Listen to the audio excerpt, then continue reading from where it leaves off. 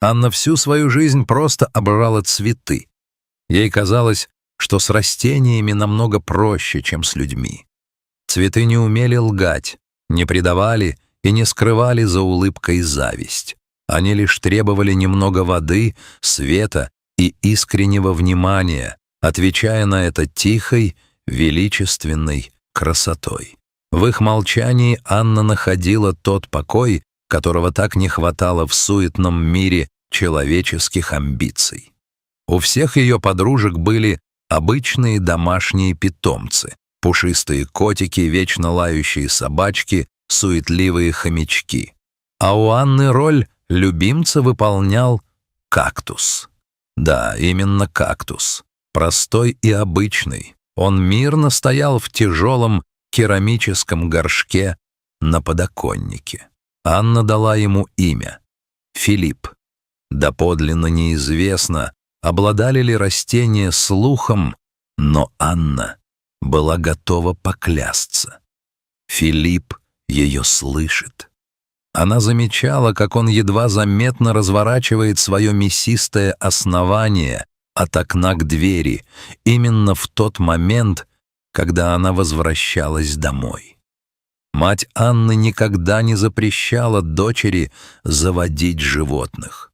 Напротив, она часто предлагала: «Анечка, ну давай возьмем котенка, он будет мурчать у тебя на коленях». Но девочка лишь качала головой. Зачем ей мурчание, если у нее есть молчаливое достоинство Филиппа?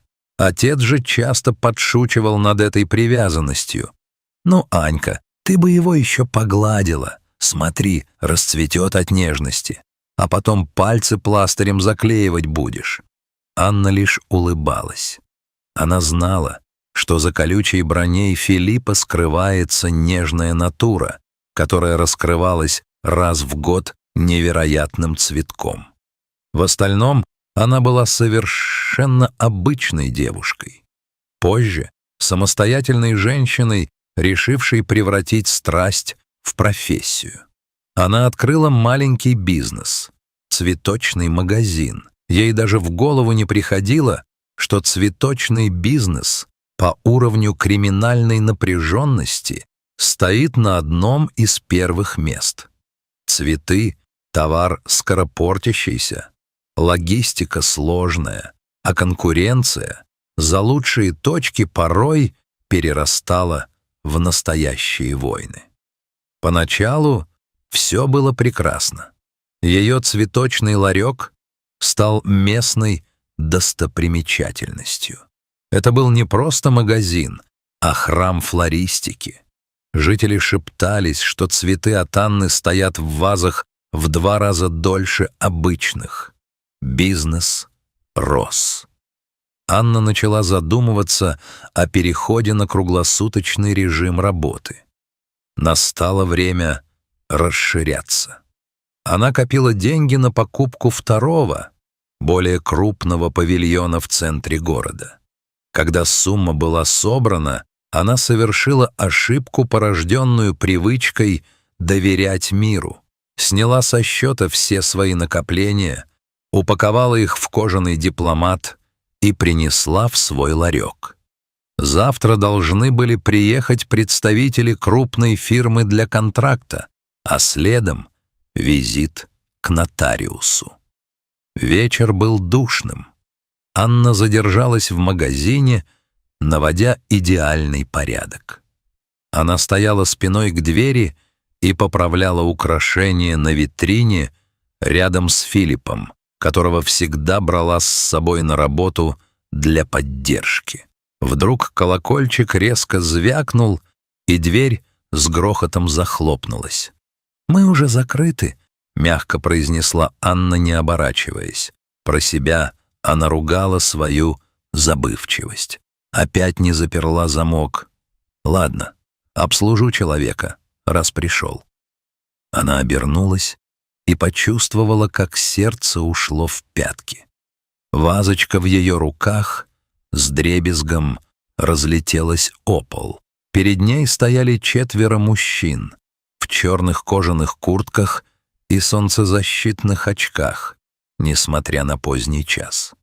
Анна все поняла мгновенно. «А нам кажется, что тут открыто. Для нас тут всегда должно быть открыто», — сказал один, шагая вперед. Он совершенно бесцеремонно ухватил Анну за горло и приподнял, заставляя ее встать на цыпочки. «Где деньги?» «Те, что ты сегодня сняла в банке», — тихо спросил он. «Тебя предупреждали. Письмо получала. Не расширяйся, не лезь на чужую территорию. Ты решила, что это шутки. Теперь заплатишь штраф.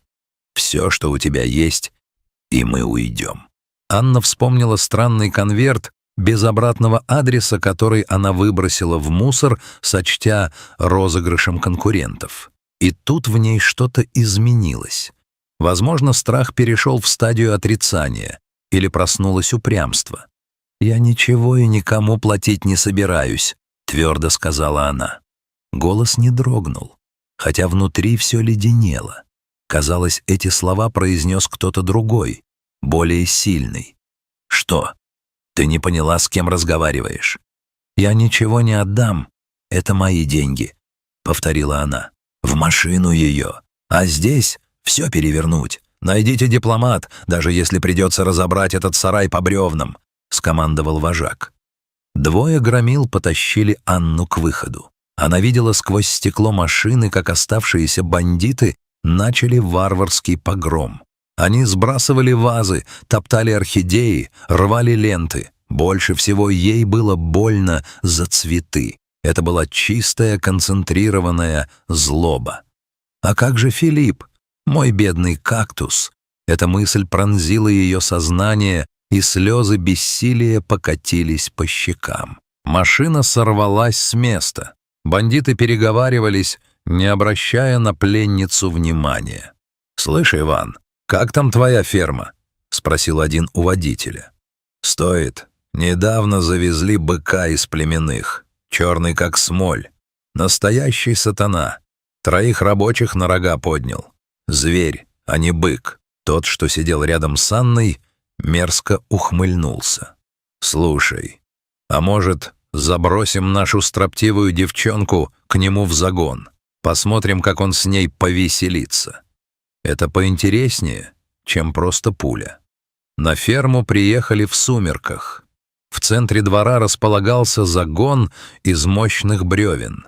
Внутри перемещалась огромная черная гора мускулов — бык.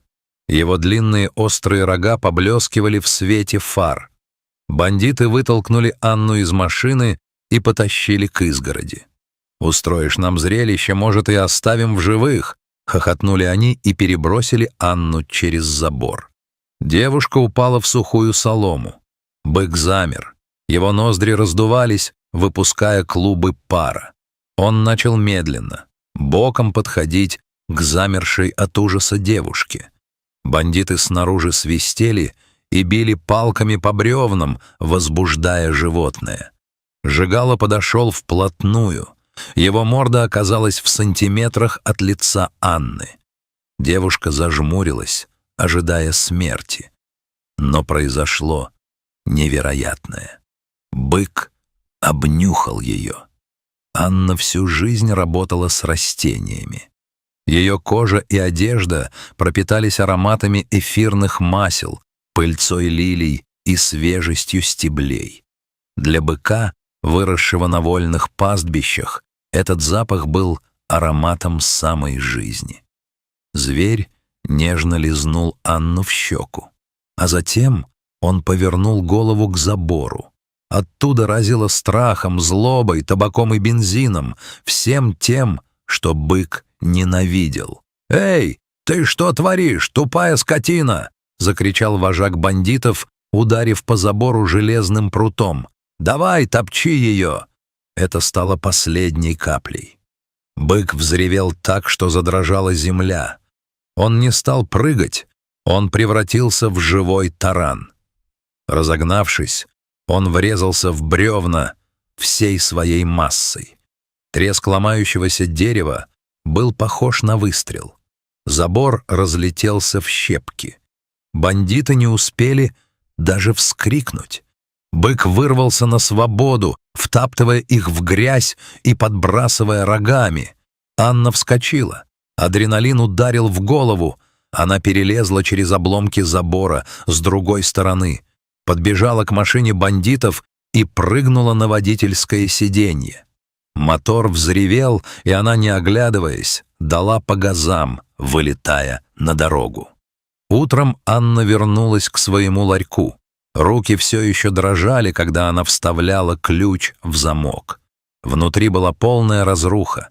Ни одного целого предмета. Стены залиты соком растерзанных растений. Казалось, здесь прошел торнадо. Но когда ее взгляд упал на верхнюю полку, сердце наполнилось теплом. Там, среди хаоса, гордо возвышался кактус Филипп. Его тяжелый горшок каким-то чудом устоял. Его иглы грозно топорщились во все стороны. А самое главное, прямо за горшком, в узкой нише между стеной и кактусом, лежал абсолютно целый и невредимый дипломат с деньгами. Анна все поняла. Бандиты обыскали каждый сантиметр. Но когда они увидели этот колючий шар с 3-сантиметровыми шипами, никто из них не рискнул протянуть к нему руку. Филипп стал живой крепостью. Бандиты решили, что деньги спрятаны в более доступных местах, а когда ничего не нашли, выместили злобу на цветах, побоявшись тронуть колючего монстра. Филипп спас ее будущее. Девушка не стала выяснять судьбу налетчиков. Она забрала деньги и Филиппа. На все спасенные средства она выкупила ту самую ферму вместе с пастбищами. Теперь ее бизнес выглядит иначе. У нее огромная оранжерея прямо на природе, а вокруг нее на полях гуляет огромный черный бык. Он больше не бросается на людей, потому что его хозяйка пахнет розами. Филипп же занимает почетное место в новом доме, и Анне иногда кажется, что он одобрительно покачивает своей колючей головой.